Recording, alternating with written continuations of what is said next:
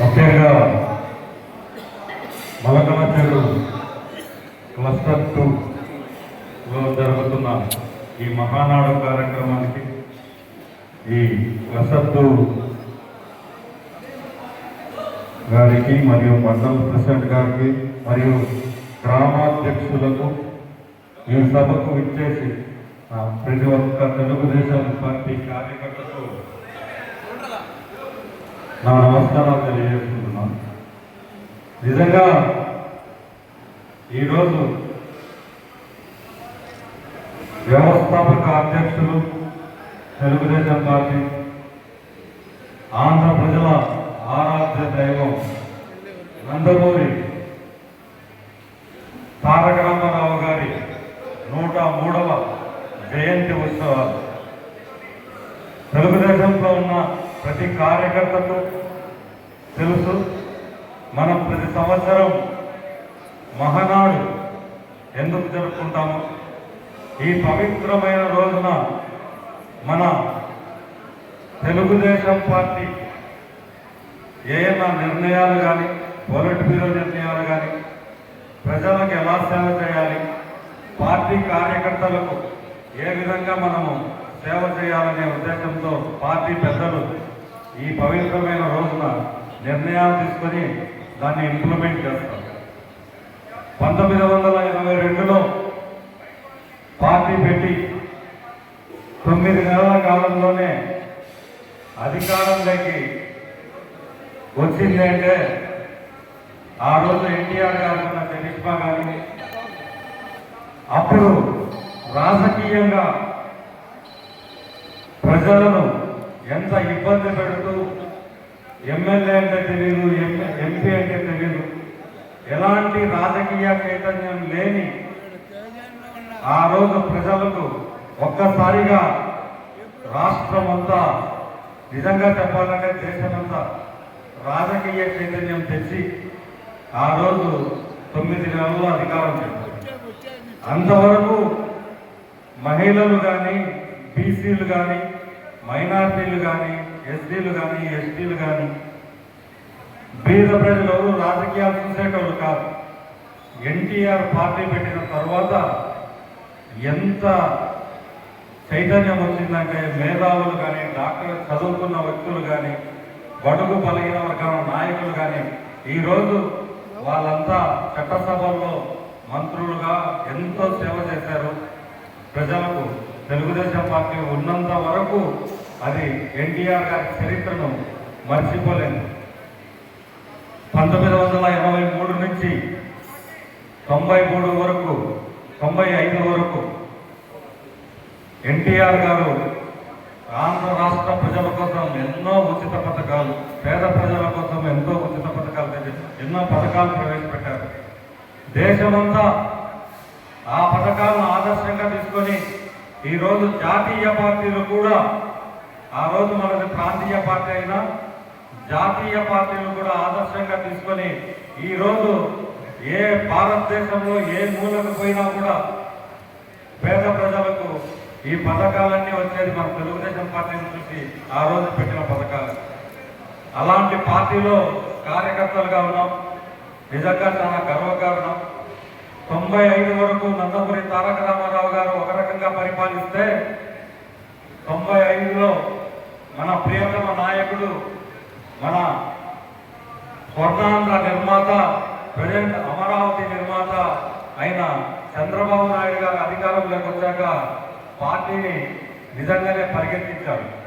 ఇంకా తెలుగుదేశం పార్టీని పూర్తిగా కార్యకర్తల పార్టీగా పూర్తిగా నిర్మించి, నిజంగానే ఈరోజు మీరు బాగా ఆలోచించండి, 1850 క్లస్టర్ల పైన రాష్ట్రమంతా, ఎక్కడో విజయవాడలో సార్ ఆధ్వర్యంలో మీటింగ్ జరుగుతుంటే మారుమూల ప్రాంతాలలో కూడా ఏ ఎమ్మెల్యే కానీ, ఎంపీ కానీ, ఇన్ఛార్జ్ లేకుండా మండల పార్టీకి సంబంధించిన కార్యకర్తలు, నాయకులతో ఇంత గొప్పగా కార్యక్రమం ఏ పార్టీ అయినా చేసుకోగలుగుతున్నా? ఎక్కడైనా నాకు తెలిసి భారతదేశంలో ఎక్కడా లేదు. ఇంత క్రమశిక్షణ గల కార్యకర్తలు నాయకుడు ఉన్నా లేకపోయినా నిజంగానే తప్పలపల్లెకి రావాలంటే నాకు నిజంగా చాలా బాధ ఉంటుంది. ఎందుకంటే 2019 నుంచి 24 వరకు పార్టీ కోసం ఎంతో పోరాడిన కార్యకర్తలు ఇక్కడ తెలిసిందే మీకంతా. వైసీపీ పరిపాలనలో జరిగిన అరాచకాలు, వారి యువతోడు లేకుండా, నాయకుడు లేకుండా సామాన్య కార్యకర్తలు రోడ్డుపై నిలిచి ఎదిరించి పోరాడి కేసులు పెట్టించుకొని ఎన్నెన్నో అవమానాలు ఎదుర్కొని భార్యాబిడ్డలకు దూరంగా చాలా రోజులు దాంకొని జైళ్ళ కోసం జైళ్ళకు పోయి ఇలా ఎన్నో రకాలుగా ఇబ్బంది పడిన కార్యకర్తలు గవర్నమెంట్ వచ్చిన తర్వాత కూడా అలాగే అసంతృప్తితో బాధతో ఉన్నారు ఈ 2 ఏళ్ల కాలంలో. నిజంగా నాకు పార్లమెంట్ అధ్యక్ష పదవి ఇచ్చిన తర్వాత ఇప్పటికి నేను కలిసిన ప్రతిసారి తంబాలపల్లి నియోజకవర్గం గురించి ఫస్ట్ ఏ సమస్య మీద పోయినా కూడా తంబాలపల్లి నియోజకవర్గం గురించి సార్తో మాట్లాడతాను. ఖచ్చితంగా క్లియర్ చేస్తాను. ఈసారి అందించే నాయకత్వం చాలా లాంగ్ టర్మ్గా ఎలా కార్యకర్తకు ఎలాంటి ఇబ్బంది లేకుండా చూసుకునే నాయకుడి కోసం సార్ ఖచ్చితంగా మీకు ప్రొవైడ్ చేస్తాడు, న్యాయం చేస్తారు. మండల ప్రెసిడెంట్లు కానీ మిగతా కూడా ఈ నెలలో మరణాలు అయిపోయిన తర్వాత క్లియర్ చేస్తామని చెప్పారు. తప్పకుండా మీకు న్యాయం జరుగుతుంది, న్యాయం చేస్తాం కూడా. ఎందుకంటే ఈరోజు ఇంత బాధలో కూడా ఈ క్లస్టర్లలో 11 క్లస్టర్లలో మీరు ఈరోజు కార్యక్రమం చాలా గొప్పగా నిర్వహిస్తాను. ఎమ్మెల్యేలు ఇన్ఛార్జులు ఉండే నియోజకవర్గాల కంటే నిజంగానే చాలా గొప్పగా నిర్వహించారు. నేను నిజంగా పొద్దున మొలకందరూకి వచ్చాను. నాకు ఇక్కడ ప్రోగ్రాం ఉంది, దగ్గరలో ప్రోగ్రాం ఉందని కూడా కొత్తకోటకు పోదామని ఇలా వచ్చాను. ఆడ విజయ్ గారు నేను అక్కడికి వస్తున్నాను, మొలకందరూకు రావడం లేదు అంటే వెళ్ళిపోయేటప్పుడు చంద్రకృష్ణ ఫోన్ చేశాడు, అన్న రానా ఇక్కడ రెడీగా ఉంది అంటే ఇక్కడికి వచ్చా. ఇంత పెద్దగా జనాలు వచ్చింటారా అనుకున్నాను. నిజంగా చాలా సంతోషంగా ఉంది. మీ క్రమశిక్షణ, మీ బాధ్యత నిజంగా చాలా గొప్ప విషయం. పార్టీ దృష్టికి కూడా తీసుకెళ్తాం. మీరు చేసే ప్రతి పనిని పార్టీకి చేరవేస్తున్నాం. రాబోయే కాలంలో కూడా పార్టీ కోసం కష్టపడిన ప్రతి వ్యక్తికి పార్టీలో పెద్దపీట వేస్తాం. ఈ 3 ఏళ్లలో ఇంతకుముందు జరిగింది కొన్ని అందరూ మంచి జరుగుతుందనే ఉద్దేశంతోనే పార్టీ నాయకులు కానీ అధినాయకత్వం కానీ కొన్ని నిర్ణయాలు తీసుకుంటారు. కానీ అవి కొన్ని రివర్స్ అయి మనకి ఈరోజు ఇబ్బందికరమైన పరిస్థితి వచ్చింది.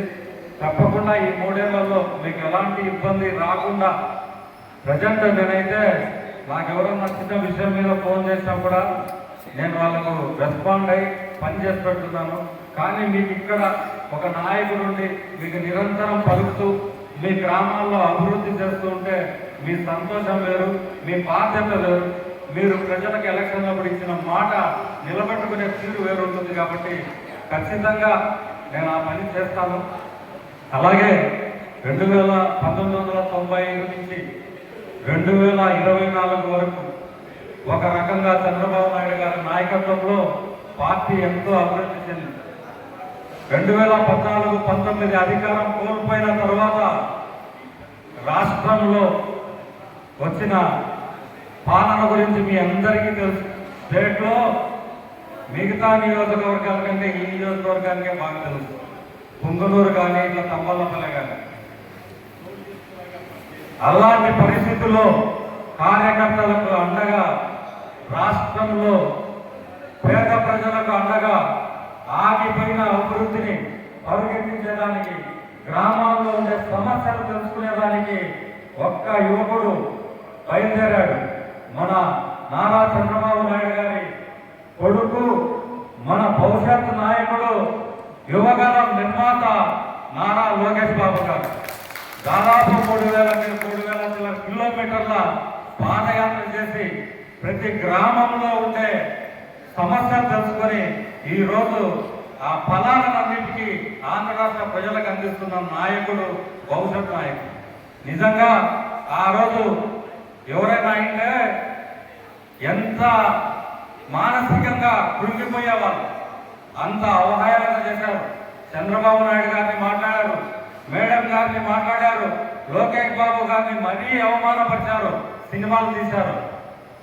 వైసీపీ నాయకులను నేను ఈ మహనాడు సభ నుంచి అడుగుతున్నా, ఈ రోజు మీకు నారా లోకేష్ గారిని చూసే దమ్ము మీకుందా? ఎలా పరిపాలిస్తున్నాడు? ప్రపంచ స్థాయిలో ఉండే కంపెనీలన్నింటినీ మన ఆంధ్ర రాష్ట్రానికి తీసుకొచ్చి మన ఆంధ్ర రాష్ట్రంలో ఉండే యువకులకు ఉపాధి కల్పించడానికి, ఉద్యోగ అవకాశాలు కల్పించడానికి ప్రపంచంలో ఉండే సంస్థలే కాకుండా మన భారతదేశంలో ఉండే సంస్థలు కూడా రాయలసీమకు, ఆంధ్రదేశానికి తీసుకొని వచ్చి యువకుల అభివృద్ధి కోసం పాటుపడుతున్నాడు. నిజంగా మీకు దమ్ము ధైర్యం ఉంటే ఈరోజు నారా లోకేష్ బాబు గారిని విమర్శించి చూడండి. ప్రజలు తిరగబడతారు, తెలుగుదేశం పార్టీ కార్యకర్తలు తిరగబడతారు. మీకు ఆల్రెడీ 2019 నుంచి 24 వరకు మీరు చంద్రబాబు నాయుడు గారి కుటుంబం మీద, తెలుగుదేశం పార్టీ కార్యకర్తల మీద ప్రతి చేసిన దారుణాలను ప్రజలే చెల్లించుకోలేక మీకు 2024లో తగిన శాస్తి చేశారు.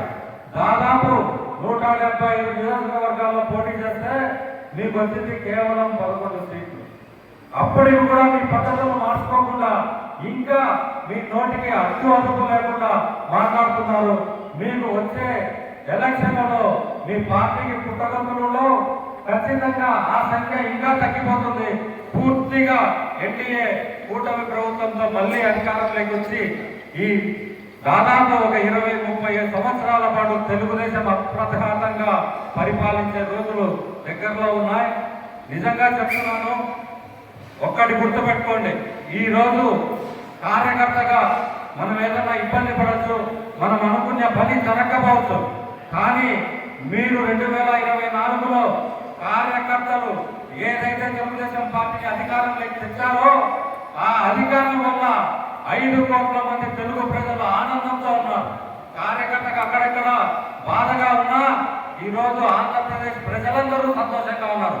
కేవలం కూటమి ప్రభుత్వంలో, ఎన్డీఏ గవర్నమెంట్ లో రాష్ట్రం అభివృద్ధి పరుగులు తీస్తుంది. నిజంగా 5 ఏళ్ల పాలనలో వైసీపీ ఏ రోజన్నా ఒక్క ఉద్యోగం భర్తీ చేసిందా? ఈ రోజు లోకేష్ బాబు గారు ఒక్క టీచర్ పోస్టులే 16,000 టీచర్ పోస్టులు, లక్షల ప్రైవేటు ఉద్యోగాలు, ప్రత్యక్షంగా పరోక్షంగా ఎన్నో రకాల ఉద్యోగ అవకాశాలు కల్పిస్తున్నారు. ఈరోజు ఆ క్రెడిట్ అంతా తెలుగుదేశం పార్టీ కార్యకర్తలదే. 2019 నుంచి 24 వరకు వైసీపీ ప్రభుత్వంతో పోరాడి, వైసీపీ రౌడీ మూకలతో పోరాడి తెలుగుదేశం పార్టీని అధికారంలోకి తెస్తే ఈ రోజు యువకులు ఎంతో మంది ఉద్యోగాలు వచ్చాయి, ఎంతో మందికి ఉపాధి అవకాశాలు వచ్చాయి, ఎంతో మంది వ్యాపారాలు చేస్తున్నారు. ఎలాంటి రౌడీ మాటలు కట్టకుండా ఈరోజు ఎంతో ఆనందంగా ప్రజలు జీవిస్తున్నారు. ఇదంతా తెలుగుదేశం పార్టీ కార్యకర్తల వల్లే సాధ్యమవుతుంది. రాబోయే కాలంలో కూడా కార్యకర్తల కోసం కానీ, పార్టీ కోసం కానీ ఎంతో సమయం వీక్షించి నిజంగానే ముఖ్యమంత్రి అయిన తర్వాత చంద్రబాబు నాయుడు గారు ఈసారి 2024 నుంచి 29 వరకు నిర్ణయం తీసుకున్నారు. లోకేష్ బాబు గారు పార్టీకి ఖచ్చితంగా నెలకు 3-4 సార్లు ఇద్దరు కలిసి అందుబాటులోకి వస్తున్నారు. ప్రతి సోమవారం ఒక కేబినెట్ మంత్రి కార్యకర్తల దగ్గర నుంచి, ప్రజల దగ్గర నుంచి అప్పీల్ తీసుకుంటున్నారు. ఖచ్చితంగా ప్రజలకు న్యాయం జరిగే విధంగా రాబోయే కాలంలో కూడా మంచి పరిపాలన అందిస్తాం. సంబర్లపల్లిలో కూడా మీకు మంచి నాయకుడిని అందించి ఖచ్చితంగా రాబోయే కాలంలో తెలుగుదేశం పార్టీ ఇంకా అభివృద్ధి చెందడానికి మన రాజంపేట పార్లమెంటులో 7 నియోజకవర్గాలు ఉంటే మనకు తెలుగుదేశం పార్టీలో ఉండేది 3 ఎమ్మెల్యేలు. దాదాపు 3 నియోజకవర్గాల్లో వైసీపీ ఎమ్మెల్యేలు ఉన్నారు, జనసేన 1 నియోజకవర్గంలో ఉంది. అలాంటి రాజంపేట పార్లమెంట్లో మనం నిజంగానే పోరాడాల. రాబోయే ఎలక్షన్లో చంద్రబాబు నాయుడు గారు మన మీద పెట్టుకున్న నమ్మకాన్ని పూర్తిగా మనం సాధించాలా. 7 నియోజకవర్గాల్లో స్థానిక సంస్థల్లో అయితే ఏమి ఖచ్చితంగా మీ అందరికీ నేను ఒక హామీ ఇస్తున్నాను. స్థానిక సంస్థల్లో మీరందరికీ తోడుంటాం. ఖచ్చితంగా మీరైతే పైన కష్టానికి మిమ్మల్ని మళ్ళీ చట్టసభలో ఒక ఎంపీటీసీలుగా కానీ, సర్పంచులుగా కానీ, మున్సిపల్ కౌన్సిలర్లుగా కానీ ఖచ్చితంగా మిమ్మల్ని అందరినీ గెలిపించి మిమ్మల్ని ఆ సీట్లో కూర్చోబెట్టే వరకు ఖచ్చితంగా నా వంతు బాధ్యతను నేను నిర్వర్తిస్తానని మీ అందరికీ మాటిస్తూ, ఎంతో సొంత నిధులతో సొంత డబ్బుతో ఈరోజు ఇంత గొప్పగా ఈ కార్యక్రమాన్ని జరిపిస్తున్న సంబంధపల్లె నియోజకవర్గం మొలకల చెరువు మండలం క్లస్టర్ 2 9 గ్రామాలు 7 గ్రామాలు వస్తాయి. ఆ ప్రజలకు గ్రామాధ్యక్షులకు అందరికీ శిరస్సు ఉంచి నమస్కారం చేసుకుంటూ నాకు ఈ అవకాశం ఇచ్చిన ప్రతి ఒక్కరికి ధన్యవాదాలు తెలుపుకుంటున్నాను. Thank you.